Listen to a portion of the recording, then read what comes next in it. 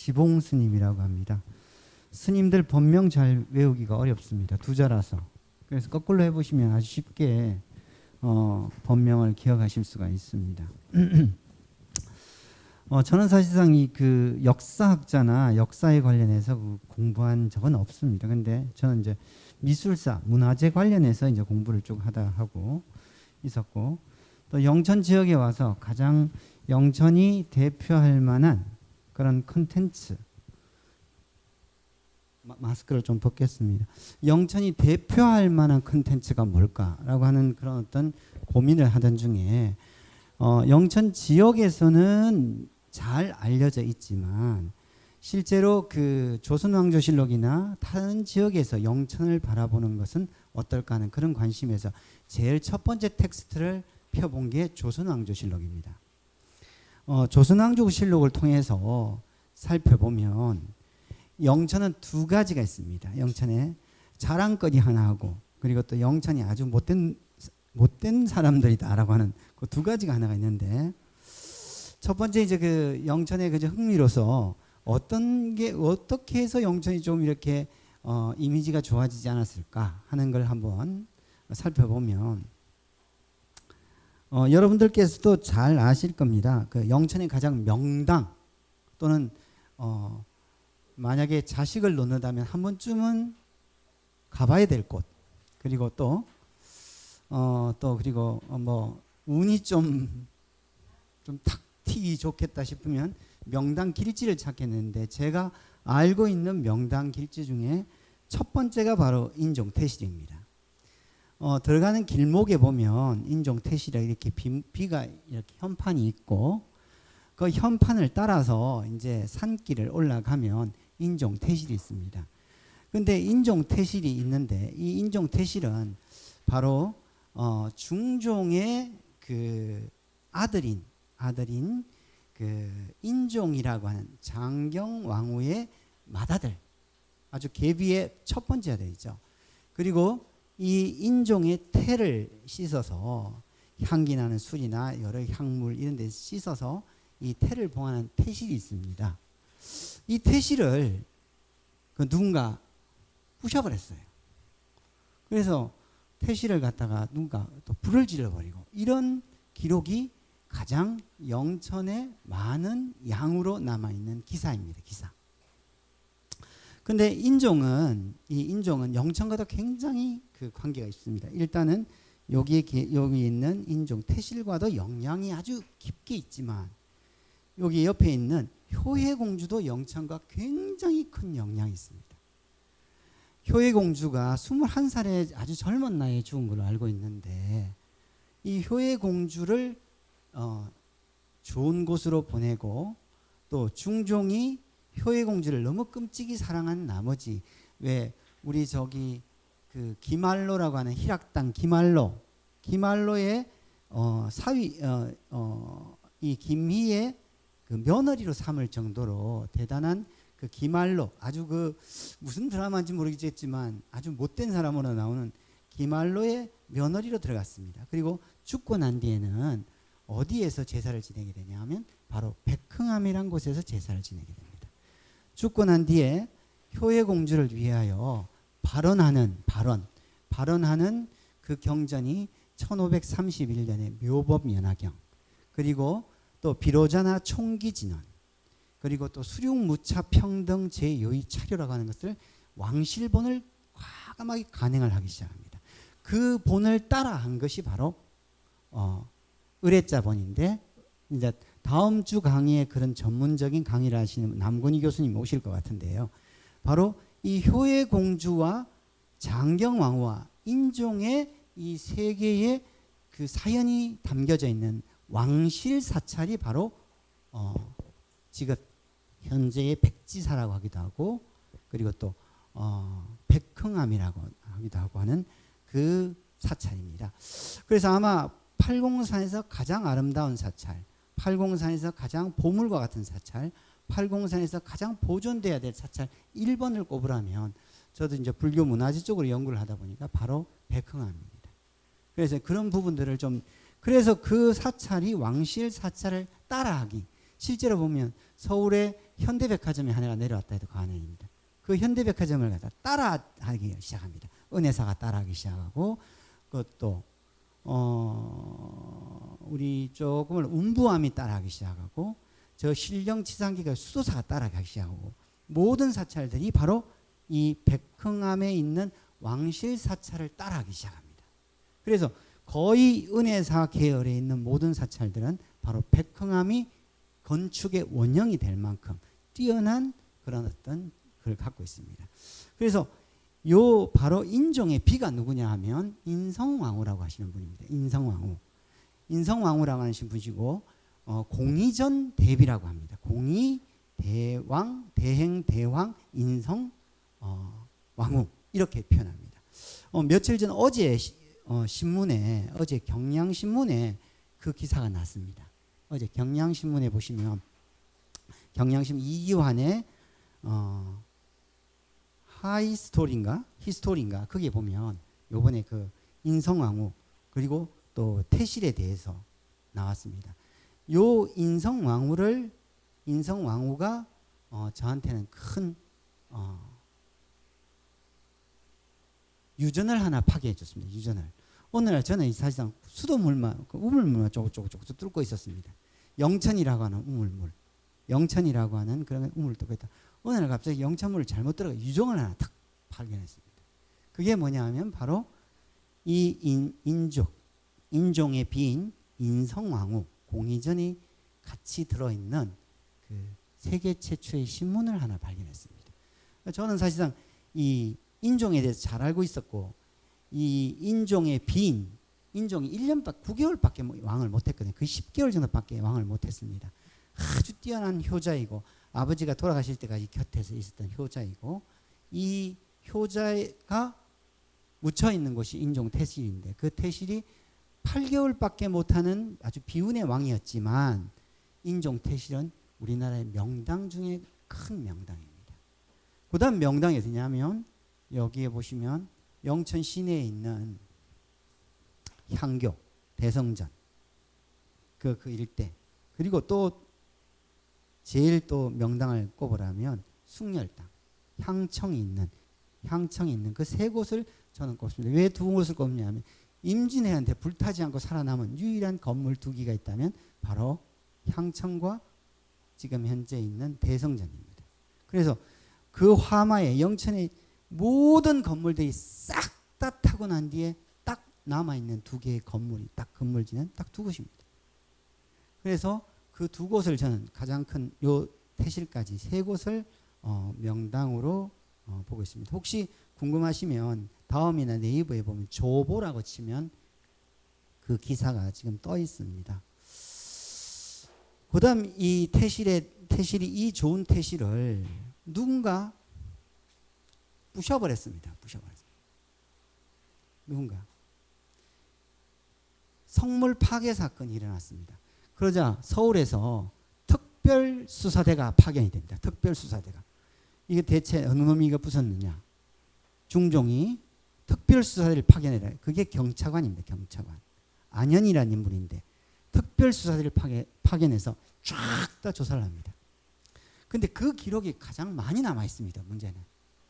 누구냐 하면 누군지는 모르지만 김만복이라고 하는 사람인지 누군지는 제가 기억이 잘 안 나는데 김씨인데, 이 사람이 영천군에서 군수가 하는 일이 영 마음에 안 들고 해서 그냥 여기에 가서 이걸 부셔버렸습니다라고 고변을 했습니다. 그런데 전혀 다른 일이죠. 영천 지금 현재 거기 청통은 영천 땅입니다. 군에 전번에 우리 이원석 선생님께서 관련해서 청통이라고 하는 지역에, 왜냐하면 이쪽이 신령 땅인 것 같지만 영천군에서 관련했습니다. 그래서 영천 군수가 마음에 안 든다고 이걸 부쉈다라고 하니까 중종이 화가 난 겁니다. 인종 태실은 상징적으로 세자입니다. 세자. 다음에 왕위를 받을 만한 세자인데 그 태실을 부셔버렸다는 것은 영모죄로 따서인 겁니다. 영모죄. 그러니까 영천에 영천 사람이라고 되어 있습니다. 그거 다 보시면 혹시 조선왕조실록을 찾아보시면 영천 사람이래. 영천 사람 아무것이, 양천 사람 아무것이. 이래가지고 아주 그냥 영천 사람을 조금 이렇게 아주 나쁘게 평가했던 사건 하나가 있다면 중종조에 있던 인종 태실 방화 사건과 성물, 이 거북이 목을 자르고 이걸 무너뜨리고 이거 부숴버린 난간을 부셔버리고 했던 그 사건이 조선왕조실록의 영천 사람들의 이미지를 각인시키는데 큰 한 역할을 했습니다. 제가 주어진 시간이 30분밖에 없어서 30분밖에 하지 말았더라고요. 그래서 30분만 하는데 준비는 많이 왔는데 30분만 하다 보니까 어쨌든 뭐 하는 데까지만 해보겠습니다. 그래서 이 사건이 가장 큰 영천의 큰 사건으로 남아있고, 두 번째, 영천 사람을 자랑하는, 아주 영천 사람이 대단한 사람들이야. 영천 사람들이 아주 기가 막힌 사람들이야. 영천 사람이 아주 정말 너무너무 훌륭한 사람들이야. 표현하고 있는 게 바로 영천성 수복전투입니다. 언제 있었냐? 임진왜란 때 누가, 창의 정령군이라는 사람이 어디에서, 영천성에서 전투를 해서 수복, 뭔지는 몰라도 수복을 한 전투다. 이걸 기억하시면 됩니다. 근데 이걸 사실상 이게 439년 전에 있었던 일입니다. 근데 이 439년 전의 사건을 지금 끄잡아내서 무슨 소용이 있을까요? 그게 저한테 가장 큰 화두입니다. 430년 전에 있었던 사건을 지금 꺼내서 어떻게 재해석해서 이것이 새로운 영천을 만드는데 그 가치를 부여할 수 있을까 하는 것이 제 목적입니다. 이걸 알려드리려고 하는 것은 아닙니다. 439년에 일어났는데 나도 못 봤고 니도 못 봤고 아무도 못 봤는데 이걸 끄잡아내서 어떤 일을 하려고 할까요? 그건 전혀 아닙니다. 제가 말씀드리는 것은 이때의 사건들을 궁금하시면 유튜브에 보면 MBC하고 저희들하고 또 계약을 해서 촬영을 한 게 있습니다. 그거 유튜브로 오시면 훨씬 더 편리하게 아실 수 있습니다. 근데 저는 이 사건을 통해서 지금 현재의 영천에 어떤 새로운 메시지를 우리가 받을 수 있고 배울 수 있는가, 그 문제에 대한 이야기를 여러분들과 함께 풀어가고자 합니다. 그래서 내용은 굉장히 쉽게 말씀드리겠습니다. 숫자는 별로 중요하진 않고요. 그냥 고개만 끄덕이시면 됩니다. 그리고 또 이걸 기억하실 이유는 전혀 없습니다. 단지 두 가지만 기억해 주시면 될 것 같아요. 조선왕조실록의 영천을 좀 이렇게 몰락한 거는 인종 태실 방화 사건과 성물 파괴 사건이다. 그게 언제 있었냐? 중종조 때 있었다. 한 500년 전의 일이죠. 한 7, 80년 전의 일이죠. 그 다음 있었던 일이 뭐냐 하면 영천을 가장 영천답게 표현하고 영천인이 어떤 위기에 닥쳤을 때 어떤 DNA를 가지고 극복했던가 하는 그 문제에 대한 이야기입니다. 영천인들이 위기가 닥쳤을 때 아주 뛰어난 힘을 발휘합니다. 그 뛰어난 힘들이 언제부터 있었냐? 바로 계유정난을 통해서 사실상 생겨났습니다. 실제로 보면 태제 유방선이라고 하는 사람이 조선전기의 영천을 다니면서 그 교육을 갖다 절이라고 하는 것을 갖다 가르쳤습니다. 절이는 뭐냐 하면 옳을 때 옳다고 얘기하는 게 절입니다. 충은 나라를 위해 충성하는 것이 아니고 자기가 지켜야 될 그 부분에 대해서 철저하게 자기가 자기다움을 발현해서 그 지키는 걸 충이라고 합니다. 세상에 빨간불 켤 때 딱 서고 파란불 켤 때 가는 게 그게 왜 충이 아닙니까? 그거는 충이고 나라를 위해서 꼭 칼 뽑아야만 충이, 그건 아니거든요. 그래서 지금 현재 우리가 이 영천성 수복 전투가 영천 사람들이 어떤 위기에 처했을 때 어떤 DNA를 가지고 극복했던가 하는 부분을 지금 현재 어떤 가치를 통해서 녹여나갈 것인가 하는 부분의 이야기입니다. 내용은 이렇습니다. 이 영천성 수복 전투가 영천이 439년 전에 있었던 영천성 수복, 이순신의 공로와 같다고 조선왕조실록에 기록되어 있습니다. 그리고 또한 백사 이양복이라고 하는 그때 당시에 국방부 장관이죠. 병권을 다스리고 나라 이쪽으로 병력을 보내고 저쪽으로 병력을 하고 병력의 이동 상황이라든가 뭔가 아주 뛰어난 전투에 있어서 병력 물자를 공급하고, 이 사람이라면 굉장히 뛰어나게 이 전투를 평가할 수 있었습니다. 그런데 그 내용에 보면 명량과 함께 영천성 수복전투가 먼저입니다. 영천성 수복전투는 이순신의 공로다. 순서가 영천이 먼저입니다. 또 그리고 영천성 수복전투와 명량이 최고의 전투이다. 순서가 그렇습니다. 그러니까 영천은 뭔지 모르지만 큰일을 해낸 거죠. 큰일을 해낸 것은 분명합니다.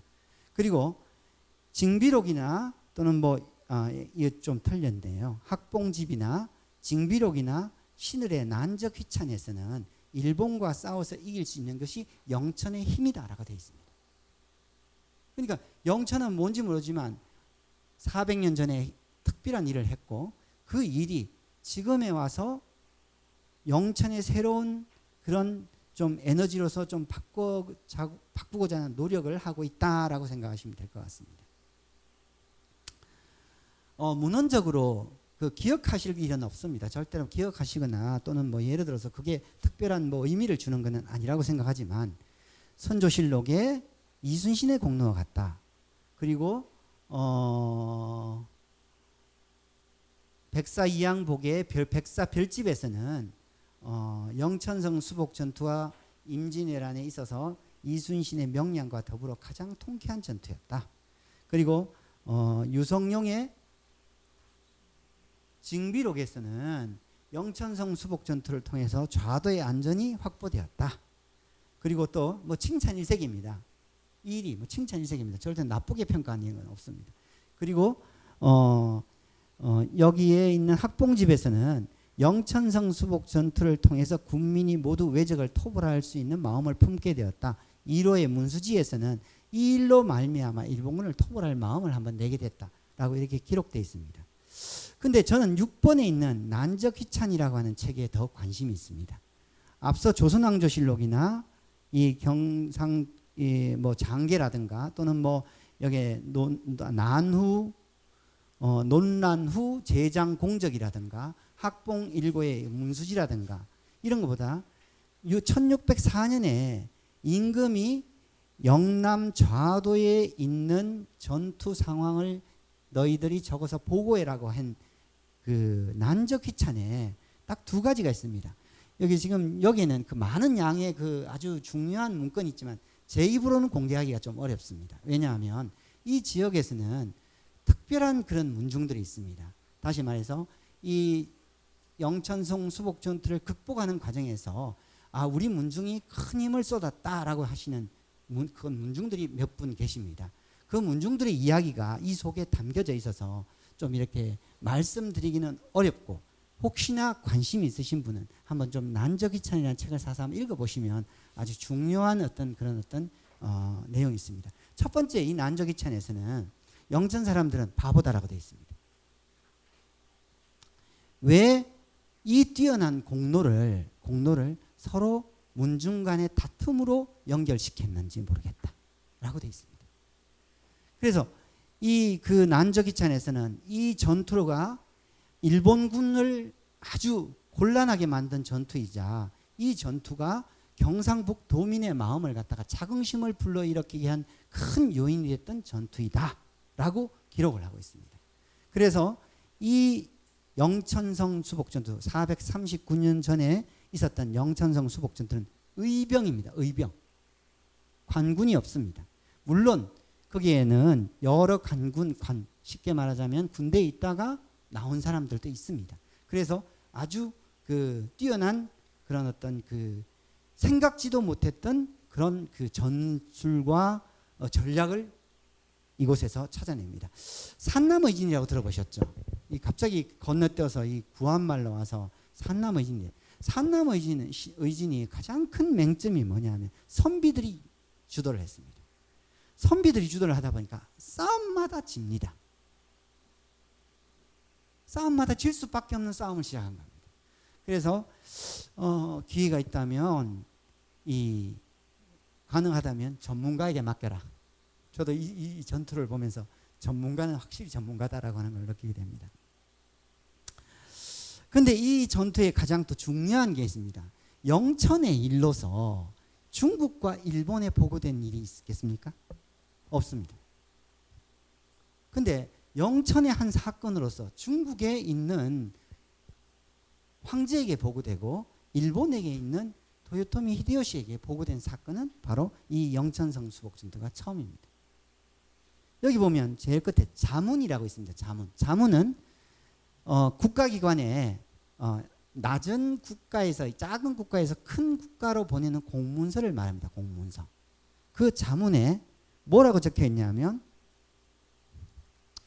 영천성 수복 전투에서 머리 517과를 잘랐습니다. 일본군 머리 517가를 잘라서 명나라로 이송하겠습니다. 여기 있습니다. 그리고 일본의 기록에는 어떻게 되어 있냐? 일본의 기록이 조금 화면이 좋으면 뭐 조선 정벌기나 회본 태압기, 조선군기 회본 태압기 같은 경우에는 전쟁이 일어나자 모든 관리는 도망나가고 없었지만 영천 사람들만은 그 땅을 지키면서 곧 이어 영천성을 되찾았다라고 되어 있습니다. 그러니까 일본의 영천의 기록과 칭찬하는 기록과 또 중국의 자문이 간 경우는 딱 이 사건밖에 없습니다. 영천의 일로 중국하고 일본에 보고됐다면 이건 큰일이잖아요. 이건 사실상 어떻게 보면 지금의 그 스가 총리한테 하고 저기 중국의 시진핑 주석에게 뭔가 보고됐다면 이건 굉장히 큰일이지 않습니까? 그러니까 그럼 고개를 한번 끄덕끄덕 해주시죠. 네. 네, 괜찮은 것 같아요. 그러면서 그래서 영천의 일로 중국과 일본에 보고된 사례는 바로 이 영천성 수복 전투라는 거예요. 그래서 저는 영천성이 경북의 시대 정신 화합이라고 하는 것을 영천에서 좀 찾고 싶다라고 하는 거예요. 사실상 앞에 역사적인 사건은 별로 의미가 없는 것 같아요. 제가 보기에는. 그걸 통해서 제가 요즘 뭘 하고 있냐면 지금 현재 영천시민회관에서 영천시 40주년을 갖다가 기념하는 의미에서 지금 전시회를 하고 있습니다. 그 전시회를 하면서 느끼는 게 있습니다. 옛날 사진 얼마 되지 않았습니다. 지금도 한 20년 전 사진도 별로 없습니다. 시성격이 40주년이 됐는데 40주년을 갖다가 성격하는 사진을 찾으려고 정말 발부둥치다 겨우 찾아낸 게 한 8장 정도가 찾아냈습니다. 실제로 우리는 40년 전의 일도 사실상 그 가치를 평가하고 찾으려면 정말 어려운 거죠. 근데 439년 전에 이 일에 대한 가치를 그 숫자나 뭐 예를 들어서 몇 명이 참석했을까? 의병이 어떻게 됐을까? 그거로서 그 가치를 찾아낸다는 건 사실상 어떻게 보면 굉장히 소모적인 논쟁입니다. 그런데 실제로 그거는 학자들이 해야 되겠죠. 저희들이 해야 될 일은 아니라고 봅니다. 저희들은 단지 이 전투가 지니는 가치나 의미 그리고 또 이 전투가 우리 사실상 길이의 인문학처럼 가보자 하는 길을 가면서 새로운 것들을 발견하고 그 새로운 것들 속에서 뭔가 삶에 대한 자기 삶에 대한 하나의 비추어 볼 수 있는 관조해 볼 수 있는 하나의 사건으로서만 우리는 알면 되지 절대로 이게 뭐 몇 년도에 일어나고 언제 일어나고 몇 명이 죽고 몇 명이 어떻게 돼 이건 알 필요는 없다고 생각합니다. 그래서 92년에 92년이 아니고 2017년에 저한테 누가 저기 영천시에서 돈을 1,000만 원을 줬습니다. 이 1,000만 원을 가지고 영천시에서 가장 재미있는 사건을 한번 풀어주십시오. 시민회관에서 돈을 1,000만 원 저한테 줬습니다. 왜냐하면 그 전전 2016년에 영천 100년 전 사진 해가지고 그 사진 전시회를 했는데 굉장히 성황을 이뤘습니다. 그러니까 영천 시문화 시민회관에서 1,000만 원을 주면서 뭘 영천을 위해서 할 수 있느냐 하면 그때 처음 시작한 게 바로 영천 복성 전투입니다. 그런데 이때 복성 전투 바로 그 다음 번을 보시면 그 이후 영천입니다. 저는 이 영천 복성 전투를 이야기하려고 했던 게 아니고 그 이후에 영천이 어떻게 새로운 시대를 만들어 갔던가 하는 그거에 대한 이야기를 전하고 싶었습니다. 그래서 여기에 관련된 사안들을 전부 다 파악을 해서 임난이 일어나고 난 뒤에 첫 번째 영천에서 간행됐던 게 뭘까? 뭘 영천 사람들은 이 영천성 수복 전투를 되새김질 하려고 했을까 하는 게 포원집입니다. 포원집. 영천 포원집입니다. 황여일이라고 하는 영천 군수가 주도를 해서 영천하고 경주에서 반반 나눠서 앞책은 영천에서 뒤책은 경주에서 찍어내려고 된 그 책입니다. 그 다음 두 번째 간행했던 게 1921년에 이양편이라고 하는 거예요. 조명욱이라고 하는 실제로 조익 선생님의 그 문중이죠. 그리고 조익의 제자였던 조명욱이라고 하는 사람이 이양편을 간행을 합니다. 그 다음 조금 있다가 54년에 수민방이라고 하는 책 그리고 또 사마방목 그리고 여러 가지 책들이 간행이 됩니다. 그 책들이 왜 간행이 됐을까? 바로 영천 사람들이 이 전투를 겪어내고 만든 새로운 영천에 대한 이야기를 좀 전달해 보고 싶었습니다. 제 생각에서. 그래서 9월 2일을 영천역사박물관이 9월 2일을 복성기념일로 제정해 주세요 하는 청원을 넣기 시작한 게 바로 2017년부터입니다. 영천 시위를 했더니 반려가 됐습니다. 아직까지 별 관심이 없는 그런 내용으로 청원을 하셨기 때문에 반려를 하겠습니다 하면서 나왔습니다. 그래서 정한돼서 이제 경상북도로 찾아갔습니다. 경상북 도청에 찾아가서 도청에서 전시회를 했습니다. 도지사님께서 이 전투에 그걸 보시더니 이거 도청에다 좀 한번 마련해라 해서 지금 현재 가도 24평 공간에 영천성 수복 전투에 관련한 그 전시실이 따로 있습니다. 지하에. 그래서 그때 당시에 마침 있다가 김관용 도지사를 만나서 이야기가 하게 돼서 이분이 지시를 해서 여기다가 지금 현재 영천도청에 가시면 그 충무시설에 가면 영천성 수복 전투에 대한 그 홀이 있습니다. 홀. 24평 공간에다가 만들어뒀습니다. 그리고 2018년도에 들어서면서 저는 경상북도보다는 서울을 좀 가보자 해서 시작한 게 여기 지금 그 음주운전으로 이거 하면 안 되겠다. 이거는 좀 나중에 지어주시고요. 저기 금호 의원님이 누구시죠? 김병하 의원님이 좀 추천을 해주셔서 김두관 의원의 소개로 국회에서 전시를 하게 됐습니다. 그때가 저희들이 가장 좋았을 때였던 것 같아요. 왜냐하면 그때는 모든 사람들이 이 전투를 한번 해보자. 이 전투를 가지고 뭔가 한번 교과서에 수록도 해보자. 그리고 다음 세대에 이 기성세대가 물려줄 수 있는 한번 진짜로 멋진 선물을 한번 남겨보자 하는 그런 아주 뛰어난 품이 불었던 것 같아요. 그래서 이때 뭐 국회의원들도 한 20분 이상 오시고 그리고 또 영천에 있는 모든 사람들이 한 마음이 되었던 때가 이때인 것 같아요. 이 이후로는 왜 좀 이렇게 갈등이 생기고 있는지는 모르겠지만요. 2018년이 됐습니다. 12월 4일 날 12시 2분. 전 그 기억을 합니다. 여기 오늘 안 나오셨는데요. 저희들이 계속 이 영천성 수복 기념일을 해주세요 했는데 안 돼서 마침 최술래 의원님이 발의를 해서 영천성 수복가 기념일로 영천시 기념일로 제정이 됐습니다. 근데 아직도 안 하고 있잖아요. 전혀 모르고 있고 안 하고 있죠. 이 어떻게 보면 참 안타까운 일이 아닐 수가 없습니다. 그래서 저는 경주나 또 이 경상북도에서 이 경상북도를 선양해야 된다. 선양. 이 사건을 좀 선양해야 된다 해서 돈을 1억 받았습니다. 1억. 돈을 1억 받아가지고 그걸 가지고 1억 해도 남는 거 없습니다. 제 돈 들어갑니다. 그래서 이 창의 정용군을 가지고 저희들이 쭉 해오고 있습니다. 또 뭐 이런 거는 별 필요가 없을 것 같고. 그래서 지역사회 문화에 이연화 무용단을 해서 창의 정용군에 대한 무용도 한번 만들어 봤었고요. 그다음 공예협회에 부탁을 해서 영천성 수복 전투도 한번 재현을 해보고 복성도도 한번 재현을 해봐서 영천성 수복 여기에 굉장히 함의적인 의미가 담고 있습니다. 나중에 기회가 닿으면 이거 한번 이야기해 달라고 해주시면 이 속에는 사실상 비밀 코드가 많이 담겨져 있습니다. 비밀 코드. 그리고 여러 군데 다니면서 강연회도 좀 했었고요. 그 다음에 작년인가요? 2020년도에 경상북도의 지원 조례안으로 통과를 시켰습니다. 이건 굉장한 일이었죠. 그리고 또 7년간 정도를 지원해 준다는 조건을 달았는데 아직까지 지원을 안 해주는 걸 보면 제가 아직까지 그걸 잘 못합니다. 예산을 좀 달라고 이렇게 짜는 걸 못해가지고 아직까지 경상북도 기념 지원 조례안까지는 통과를 시켰습니다. 목표는 사실상 교과서에 수록을 좀 했으면 좋겠다.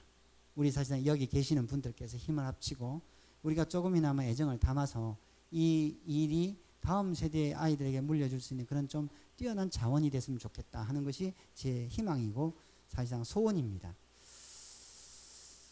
이 영천성 수복 전투는 왜 중요한가? 끝날 때 제가 난 신호 줘야 됩니다. 신호 안 주면 계속 합니다. 그리고 또 영천성 수복 때 저번에 대한 문제점은 없는가? 이건 굉장히 중요한 내용 중에 하나죠. 그리고 또 좌도에 일어난 최대와 경상도에 영남 자도에서 일어난 전국 최대의 해명이자 최초의 해명인 4월 해명에 대해서는 어떻게 생각하느냐 하는, 사실상 어떻게 보면 제가 여러분들에게 던지는 질문입니다. 사실상 이게 제가 가르쳐드리고자 하는 건 아니고, 그 우리나라 임진왜란의 3대 대첩은 대부분 다 뭐 진주, 행주, 그리고 또 한산 대첩 이렇게 얘기를 합니다. 근데 나머지 이 세 개의 대첩은 전부 다 수성 전투입니다. 수성 전투. 쉽게 말해 지키는 전투입니다. 그러니까 이렇게 생각하시면 됩니다. 계단, 아파트 계단을 올라가고 계십니다. 올라가고 있는데 짝대기를 준 사람이 한 사람이 있습니다. 그 짝대기 준 사람 한 명만 있으면 10명을 막아낼 수 있습니다. 10명을. 그러니까 쉽게 말하자면 좋은 위치에 있으면 10명이 나한테 덤벼도 짝대기 하나만 있으면 다 10명을 제거할 수 있어요. 이길 수 있습니다. 그게 바로 수성전투입니다. 수성전투. 1대 10. 성에 100명만 있으면 1000명을 막아낼 수 있습니다. 그거는 제가 이야기하는 게 아니고 군사학적인 굉장히 뛰어난 데이터를 근거로 하는 겁니다. 그러니까 실제로 보면 한산 대첩이나 진주 대첩이나 행주 대첩은 다 위대한 대첩입니다. 하나 조금 더 이게 토시를 닮아는 대첩은 아닙니다. 근데 왜 영천은 대첩이라는 소리를 안 하고 있죠? 한번 보시면 행주 대첩입니다.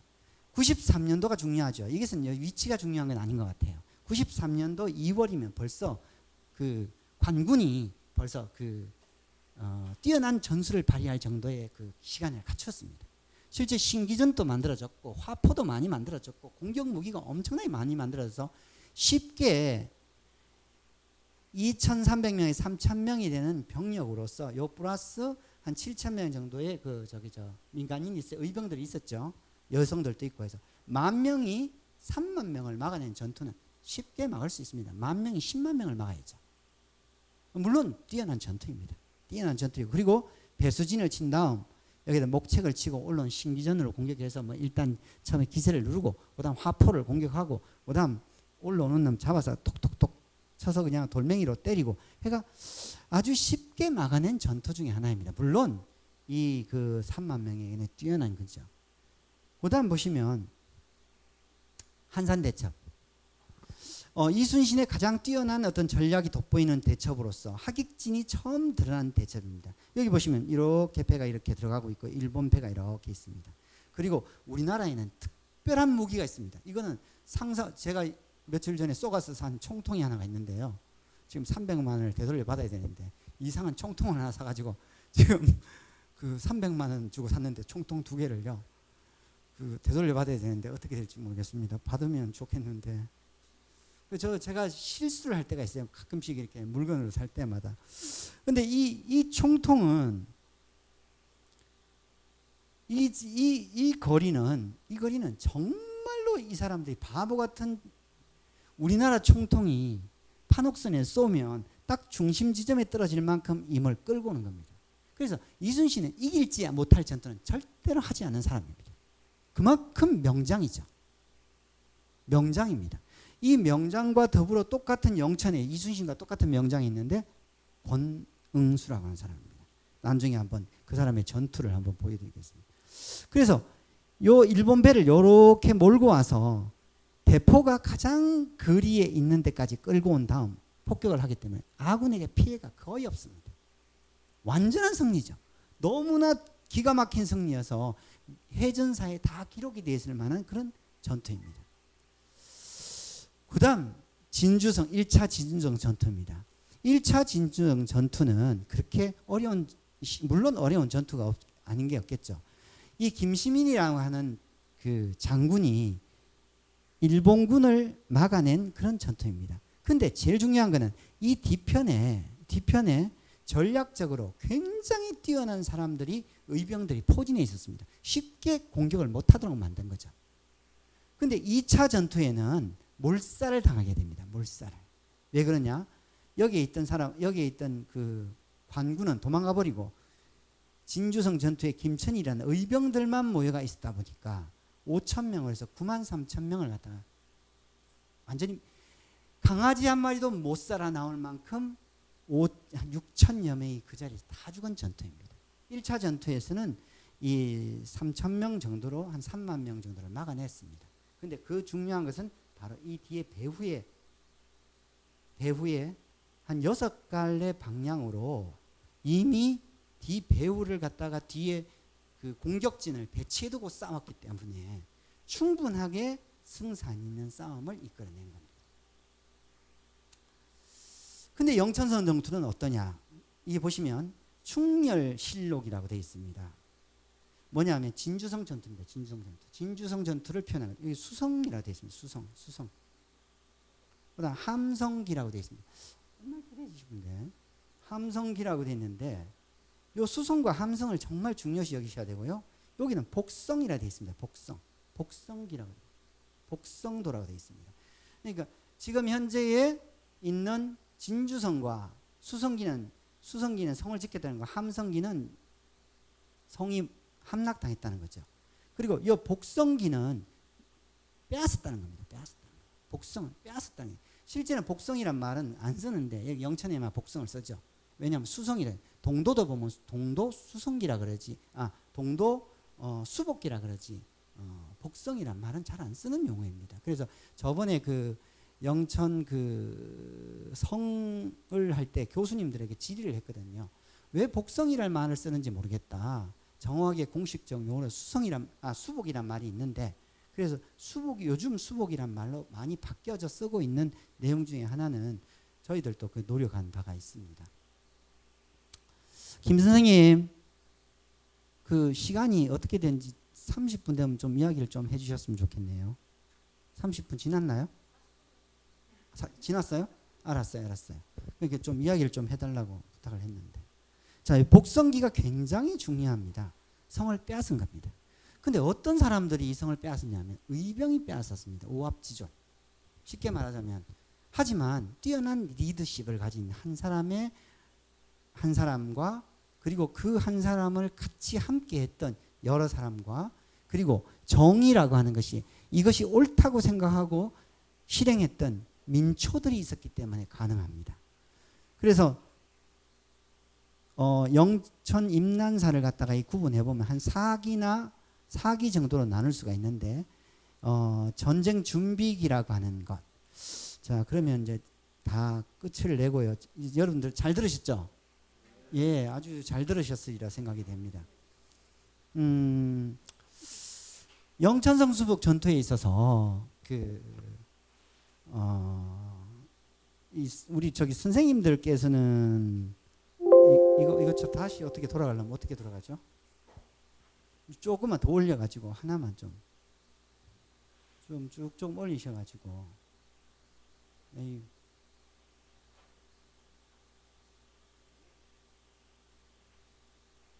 네, 됐습니다. 네. 이제 여기 계시는 분들이 여기 강의를 들으셨으니까 몇 가지를 좀 기억을 해주셔.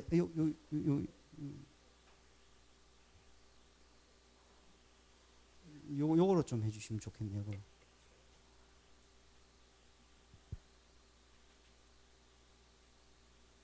예, 됐습니다. 이렇게 해주시면 될 것 같아요.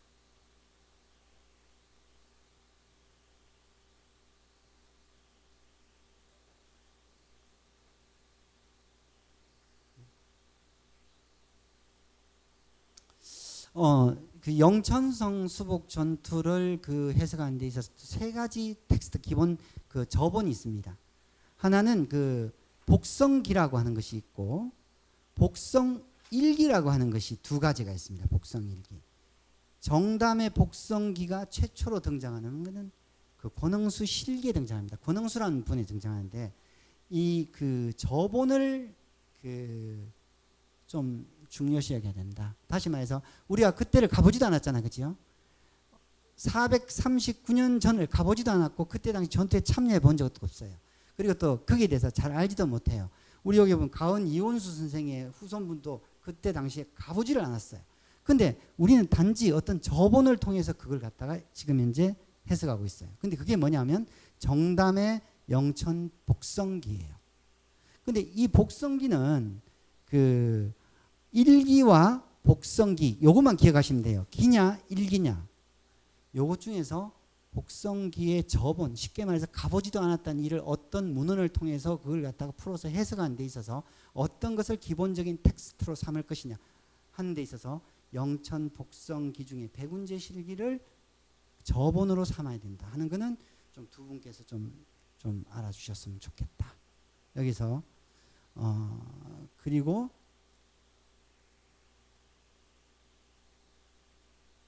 창대시력이나 그 복제정담의 복성 일기는 조금 금했으면 좋겠습니다.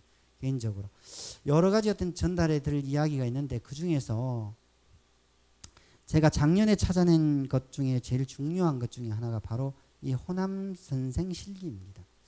그 당시에 이제 권흥수 장군에게는 식량을 그 일당 배급을 얼마를 줬고, 그다음 전봉장에게는 배급을 얼마를 줬고, 홍철래에게는 일반 기여 제장 여러 지역에서 온 의병들에게는 얼마를 줬다라고 하는, 이거는 최초로 그 발견된 문서입니다. 왜냐하면 아직까지 의병에 대한 기록이 상세하게 나와 있는 게 없고, 그리고 또 그것을 갖다 의병에게 뭐 얼마를 줬어, 너무 많이 준 것 같지 않습니까? 하루에 쌀 2말, 고기 4건, 그리고 여기 쌀 8대, 고기 2건, 그리고 장정에게는 쌀 6대, 고기 2건. 너무 많이 준 것 같지 않습니까? 이거는 뭐냐면 지금이나 애나 똑같은 것 같아요. 어떤 목숨을 걸고 목숨을 건 전투에서 네가 조금 적게 먹고 남은 거는 집안 식구들에게 돌려주라. 그리고 그래야만이 이 사람이 목숨을 걸고 어떤 일에 싸울 수 있다는 것은 사실상 어떻게 보면 권흥수와 그 권흥수를 따르던 모든 그런 어떤 기여 제장들과 그 사람들의 리더십이 여기서 드러나는 거죠. 리더십이. 정말 리더십이 드러나는 거죠. 저는 이걸 보고 깜짝 놀랐습니다. 그때 당시에 3,960명이 동북아시아 최고의 정예 부대였던 일본군 1000명, 조총을 가진 1000명을 갖다가 어떻게 싸워서 이겨냈을까? 1대 3으로. 1대 10이어야 가능한 일을 어떻게 정제되지 않은 군인도 아닌 그 정병이 있고 또 그냥 병이 있습니다. 그러니까 빈손으로 왔던 병사들이 들고 있는 거는 깎은 우리 총각, 여기 지금 총각이 재현했던 육각 몽둥이밖에 없습니다. 총각이 재현을 했는데 육각 몽둥이, 긴 몽둥이, 그걸 가지고 싸웠던 그 전투를 이길 수 있었던 게 뭘까? 배불리 먹이고 걱정하지 않게 하고, 그리고 또 가족들을 신경 쓰지 않게 하는 일, 그리고 또 내가 죽게 되면 그 죽음으로써 그 자손들과 후손들에게 있는 정말 그냥 오름에 그냥 가벼운 정의를 실천했던 인물들이 치러냈던 이 전투입니다. 그리고 또 취사병은 몇 명이었다 하는 것까지도 나와 있었습니다. 어떻게 식량을 마련했다는 것도 나와 있었고, 또 전투병사가 어떻게 해서 이것을 갖다가 했다는 걸 갖다가 있습니다. 오늘은 제가 전달하려고 했던 것은 그 영천 성수복 전투의 숫자적이거나 전략 전술면이 아니라 이 전투를 어떻게 우리가 그 지금 시대에 해석하고 또 어떻게 그 재해석해서 영천이라고 하는 그런 사실상 지리적 교통으로 그 가장 그 포항과 영천과 대구, 영천과 경주에 있는 가장 중간에 있는 그런 어떤 지역을 가지고 있는 지정학적인 그런 영천이 어떻게 새로운 그런 좀 생각과 또 어떻게 새로운 해석을 다음 세대에 물려줄 수 있을 것인가에 대한 고민을 한번 좀 해보려고 했지만 오늘 시간이 저한테 제한된 시간이 한 40분 정도 제한이 돼 있었습니다. 왜냐하면 이 뒤에 뭐 좀 상의도 드리고 할 게 있어서 또 그렇습니다. 오늘은 제 강의는 여기까지 하고 다음번 기회를 주신다면 우리 김소담 선생님께서 기회를 주신다면 나머지 하고, 그리고 전체적인 좀, 왜냐하면 이 강의료가 좀 적습니다. 제가 원래 강의료만 비싸다. 강의료가 시간당 6만 원이거든요. 제가 한 40분 했으니까 6만 원 정도 받을 수 있는 강의료인데, 그래서 강의료가 적어서 저는 안 하려고 생각을 하고 있거든요. 아니, 농담입니다. 그래서 다음번에 기회를 주신다면 뭐 좋은 강의를 한 번 더 할 수 있는 여러 가지 기회를 주시기를 바라겠습니다. 감사합니다.